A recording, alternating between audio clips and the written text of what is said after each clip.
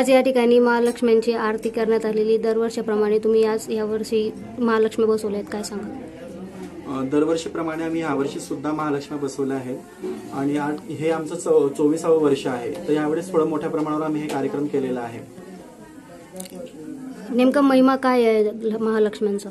महिमा असा आहे की माझ्या स्वप्नामध्ये एक म्हातारी यायची, ते आम्हाला मुखोटे द्यायची आणि सांगायची की महालक्ष्मी तुम्ही बसवा म्हणून। पण दुर्लक्ष केलं गेलं। मी घरी पण सांगायचो, आई पण त्याच्याकडे दुर्लक्ष करायची। नंतर मग ब्राह्मणांना विचारलं स्वप्नाचा अर्थ काय आहे। त्यानंतर ब्राह्मणांनी सांगितलं तुम्ही महालक्ष्मी बसवा, 5 वर्ष बसवा असं सांगितलं आणि आम्ही 5 वर्ष बसवल्यानंतर आम्हाला ते चांगलंच वाटलं आणि दरवर्षी वेगवेगळ्या पद्धतींचे अनुभव आम्हाला यायला लागले। त्यामुळे आता हे 24वे वर्ष आमचं कंप्लीट झालं या वर्षी। महालक्ष्मींना काय काय भोग दिला जातो? महालक्ष्म्यांना आपण नॉर्मली पहिल्या दिवशी आदल्या दिवशी शेपूची भाजी आणि भाकरीचा नैवेद्य दिला जातो। दुसऱ्या दिवशी सोड्या भाज्यांचा एक भाजी तयार केली जाते। त्यानंतर पुरणपोळी, त्याच्यानंतर खीर आणि वेगळ्या अशा पद्धतीने आपण नैवेद्य देतो।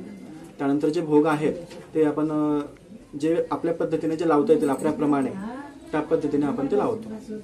महालक्ष्मी नंतर सगळे दरवाजे वगैरे बंद करून महालक्ष्म्यांना जेवण, ती काय म्हणजे नेमकं काय इतिहास आहे तो?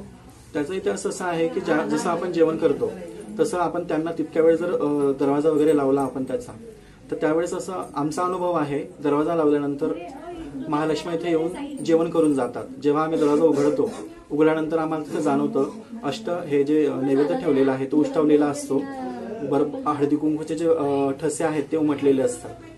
तर असे अनुभव आम्हाला आलेले आहेत। नाव काय आपलं? माझं नाव हर्षल पाटील आहे।